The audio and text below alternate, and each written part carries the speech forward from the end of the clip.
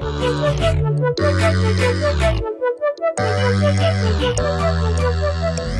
and gents, how you doing? Ronnie here with Speedlab with another project here. This time we got an R35 on the lift, which we've been seeing more of lately, and we used to work on a lot of them, and now they're kind of coming back. And they used to have tons of transmission issues, and they still tend to have the same issues because if people have not remedied or fixed the issues that taunt these R35 GR6 transmissions, you're gonna have to spend some money to fix them. The good news is, if you have a DBA car, which is a 11 and newer, you don't really have to worry about a lot of the stuff, but you still are inclined to have some issues with it. The biggest issue being the pressure sensors, the line pressure sensors, which the GR6 has 3 of, which we'll show you guys because this is what this video is about. And 2 of them reside in the actual valve body that's, you know, above the pan.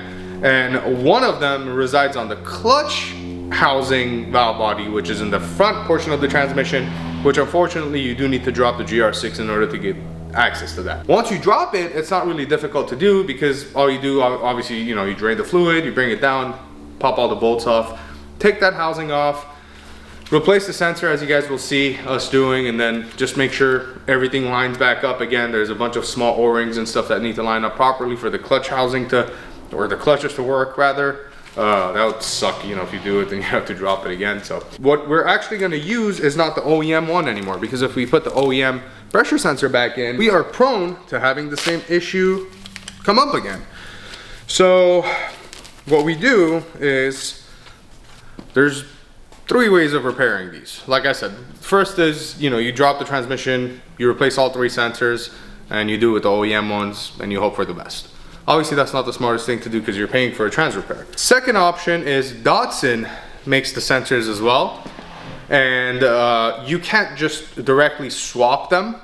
So what you have to do is, it's a controller that you install, you wire in essentially in line with the TCM, and what it does is it essentially, because there are different scale sensors, it basically is an interceptor to make the TCM not throw a code and not freak out.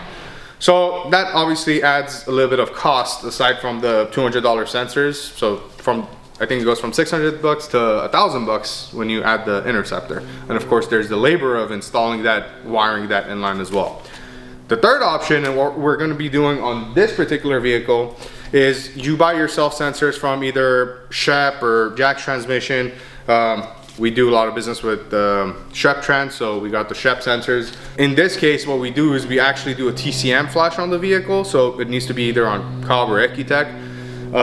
And you rescale the sensors, and this is the perfect time for, especially a stock car like this. This car is bone stock, guys, to do a stage 1 FBO. So what we're also going to be filming in the next video is actually doing all the FBO stuff on this. The bolt-ons that we're going to be doing on this car after the transmission repair is done is we're going to be installing a set of 3-inch Boost Logic speed density intakes, Boost Logic speed density kit, fuel pressure sensor kit from Boost Logic with the stock rail adapter, because this car still has the stock, everything's stock on this car.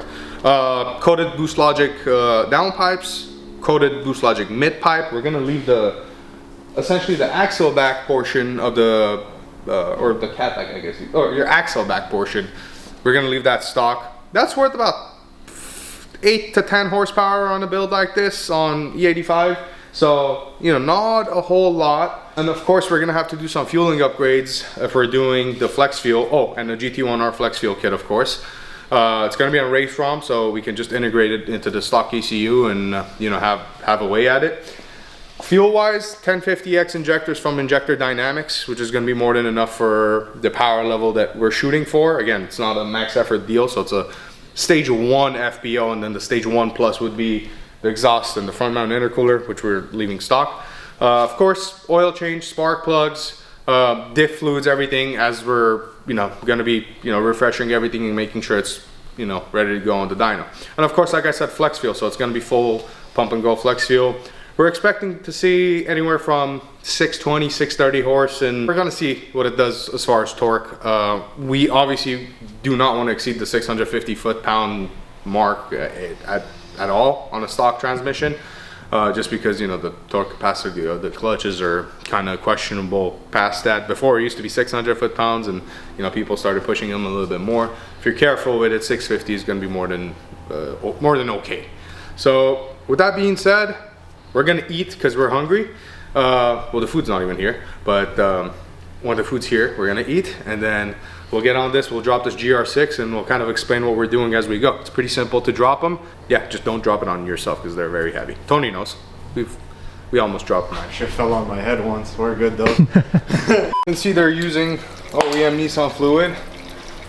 Nothing wrong with that if you have $80 a quart to spare. Good thing is it doesn't look bad. Although you can see that, you know, darkish hue in there, so it's normal. I mean, it's a transmission, it's a sports car. It's gonna have some wear and tear. We are going to drain this, and we can either do this before or we can do it after, whenever it's actually back in, which I think is what we'll do. Because remember, there's a valve body here, and then there's a clutch valve body right here. And Chris, if you want to show them why I was saying you can't have access to all the bolts and take it out, it's this front housing. How the hell are you gonna pull that off? You know, you can't. That's about 9 to 10 quarts of fluid, so a shit ton of fluid that we have to drain now. Oh, that's gonna be pretty boring. While that happens, what we're gonna do is we're gonna take the exhaust off.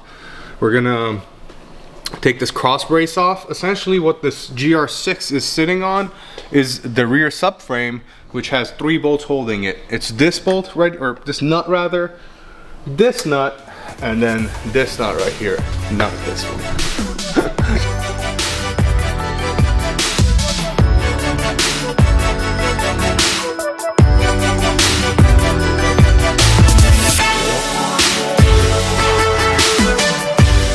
Besides the parking brake cables, which are easily just detached, you just there's 2 12mm nuts holding them on.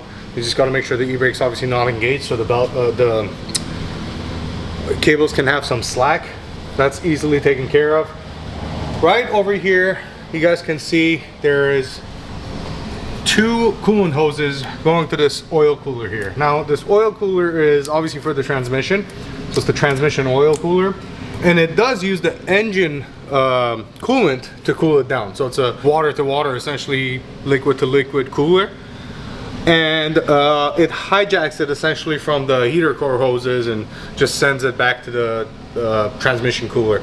So what you want to do, or how I like to tackle this, is I like to use these grips. These are specific for hoses, so what you're trying to do is you're trying to avoiding the whole system of coolant, obviously, because you know you can always refill it, but why bother, you know, when you don't have to do it and make a big mess while you're at it. So what I like to do is I like to get as close as I can to the end of the hose. So like if I go here, there's still this much fluid that's gonna drip down, so I'm just gonna try to eliminate as much fluid spillage as I can. So for this one, I'll go right here and I'll clamp it down as hard as I can. And then for this one, I'll do the same thing. And I will clamp it down as hard as I can as well. So now I know that once I take these off, if there's any remaining coolant here, if like there's any that this does not already block, we'll just put 2 smaller blockers on there and we don't have to worry about the engine coolant. As you guys can see, there's 2 drive shafts. Let me explain how this works. The GTR, the R35, is a rear-wheel drive biased car, which sends up to 10% of the torque to the front tires. Does that via this shaft over here. There's a clutch basket here called the ETS unit. It's essentially a ball and spring system, so it operates via an electromagnet and pressurizes the front clutches so it can send, again, up to 10% to the front. That's why you're seeing 2 drive shafts. The way this thing works is as soon as you start the engine, this drive shaft is spinning. It doesn't matter if the car's in neutral or not, this is always spinning, this one is not. Now, there's 6 bolts on this and there's 4 bolts on this. We're gonna undo the 6 bolts, but we're gonna be unable to push this back until we actually have the GR6 lowered a little bit.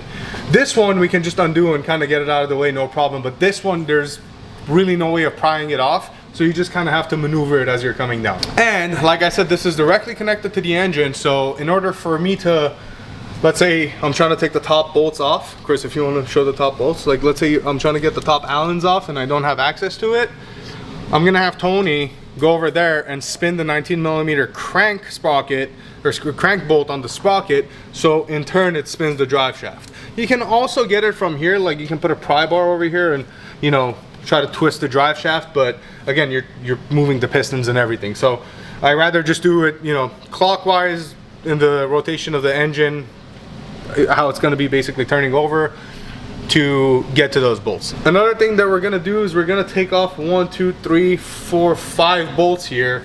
And what we're trying to do is we're trying to make sure whenever the GR6 is coming down that this drive shaft has enough movement to go down enough so it doesn't get caught up on this flange and potentially destroy the actual mating surface of this. So it just gives us a little bit more clearance.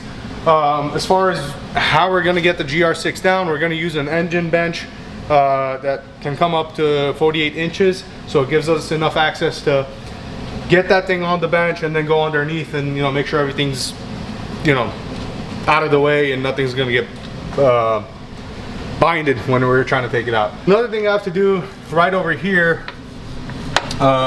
is this actual shift linkage that whenever you operate it, if you look, it goes from, you know, park, reverse, drive, you know, this is what controls the prindle essentially. It is hooked on to the transmission and you got to get that off, because if you don't and you try to get the GR6 down, you'll either rip that off or you'll rip it off of the transmission itself. Once you do that, again, it's kind of straightforward. You guys are going to get to see that. And then we're also going to drain the differential and do a differential fluid change, but we don't need to do it when we're dropping the GR6. What's crazy about this transmission and what makes it so special is it literally is 3 pieces. Again, there's the front ETS unit, which is right here, right? This is what sends the torque to the front. You also have the actual clutch baskets here. So you have 2 clutch baskets. It's essentially 2-in-1, essentially. That's how it operates. So that's over here. So this is, all the clutches are here. This center section is actually the gear section of the actual gears, input shaft, output shaft, first through 6th and reverse. Oh, also the pressure sensor thing, you'll either go into the even gears, which this car is doing, and you'll have no reverse, or you'll have reverse and it'll only go into the odd gear. So 1, 3, 5 and reverse, or you'll have no reverse, 2, 4, 6, which is what's happening on this. And that's clutch solenoid B, which is in the front. And that's why we're doing this repair. So it's nothing mechanical. Technically it's electromechanical, which is the pressure sensor that we're replacing. Last but not least, you have the rear differential, which is again a part of the GR6. So all 3 are housed into one. This thing's about, I think, 380 or 400 pounds. I don't know. Me and Tony have manhandled it a couple times. It's not fun to move around. Once you understand the inner workings of it, it's really not a difficult transmission to work with or remove or whatever else you might want to do with your GR6. I don't know why else you would do anything else with it.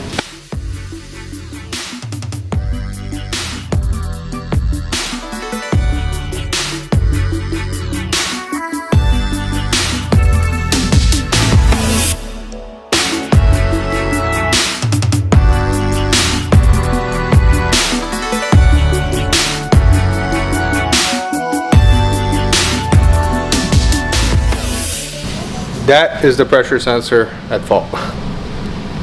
These tubes that you guys see, these are all for the clutch packs, for the ETS, not for the ETS unit, just for the 2 clutch packs.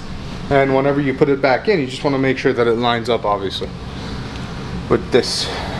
And yeah, so now what we'll do is, I believe it's a T25. This Torx, we'll remove these 2 Torx, and then we'll unclip these, and we'll take this off. We'll install the new sensor. You don't need to put any thread sealer or anything like that. And then basically just the upgraded sensors, and it goes back in. Tony's gonna get that surface prepped. And what we're gonna do is we're just gonna put a light bead of black Toyota silicone. That's what I like to use. The black stuff, super nice and just sticks and never have to worry about it leaking. What I like to do is, instead of putting a normal bead like you would on an oil pan, is kind of smear that stuff all across and then just put it on, torque the bolts, and they never leak. So Just remember, if nobody's pried on these surfaces, they're machined pretty damn perfectly, so don't really need much to seal them. So up next, you'll see us replace the actual solenoids. That very well could have been the culprit itself. You see how the O-ring's gone? Mm-hmm. So obviously it seals with that O-ring, and with that gone, it's not gonna hold all the pressure. Could have easily been the culprit. It already has an upgraded sensor. So it has the jack sensor. So this issue has risen before. And I have yet to see one of the jacks ones fail. So I think the culprit actually was that O-ring. Huh, you don't see that every day. It's already been upgraded. Now we're going to the Shep ones, but I don't think it's the same solenoid. I think it's similar, but I don't think it's the same. But I also don't think that was the culprit though. Interesting, right, Chris? Very interesting. Very interesting.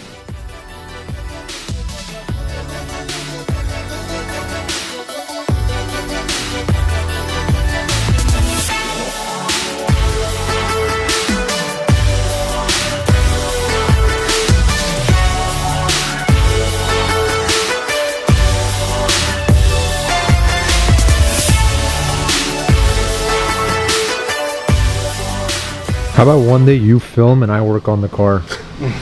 I don't want comebacks, bro. He doesn't even let me work on it. Now, like I said, we're gonna take the 5-valve body bolts off and take that off so we can replace the last solenoid. These two connectors have to come off. Be careful of these clips. Nobody has them in stock. If you lose them, you're screwed.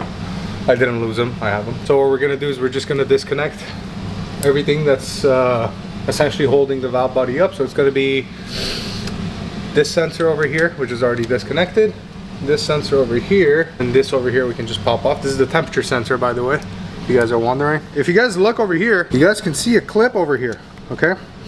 This clip goes over the solenoid, and the reason for that is the GTR has aluminum forks.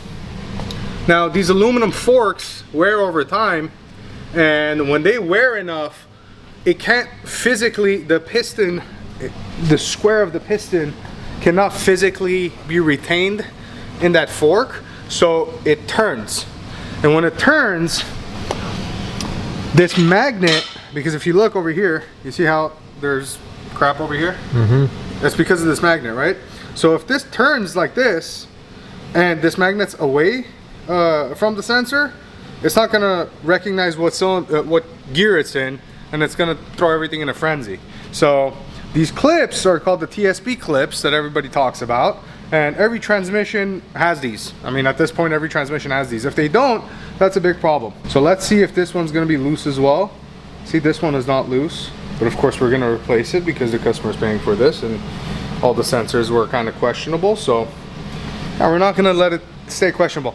But you saw that I just literally pulled this off. Mm-hmm. Let's see how loose it is, okay? You see that? Loose. Dude, look at that. Come here. It's part of the seal, just hanging in there. Yep. So, Same shit as the other ones. literally same shit. One of them was really bad. I mean, one of them was like finger tight. Usually, if it's replaced, especially with a jack sensor, or a Shep sensor, or even a Datsun unit, like I told you guys, with the LCP installed in line with the TCM, you never have to worry about it. So this is like a very rare occasion where somebody's already paid for this service and it's happening again because, you know, they failed to do the job right. I don't know who the shop that was that did this. Even if I knew, I wouldn't say it, obviously. People make mistakes, but I mean, this is a very simple thing to do. You know, you just tighten it. Even if you're not torquing it, just make sure it's tight. Don't strip it, but also don't leave it hand tight. Yeah, with that being said, we're gonna change that out. We're not gonna start the car today, even though it's pretty much gonna be ready after we do this and fill the transmission fluid. Oh, and like I said, I don't know if I mentioned it, but sub 1,000 horsepower cars, we use the Motul DCTF. Anything above that, we use the AMSOIL stuff. And if you want to burn your money, you can just spend it on the factory stuff, which is like $84 a quart. So I don't know why you would want to do that, but just remember, once you do it once, you don't have to do it again if you do the upgraded sensors. But unfortunately, in this case, the pressure was too great, and it just blew the seals out. The sensor on the clutch housing was the actual issue, but as you guys can see, all of them were kind of on a borrowed time. So putting the Shep sensors in. You guys are gonna get to see us do the FBO on this car and do the calibration. That's gonna be the next video coming up. We're just trying to keep the exciting content coming for you guys. So I hope you guys enjoyed it. Now you guys can go get a beer. So.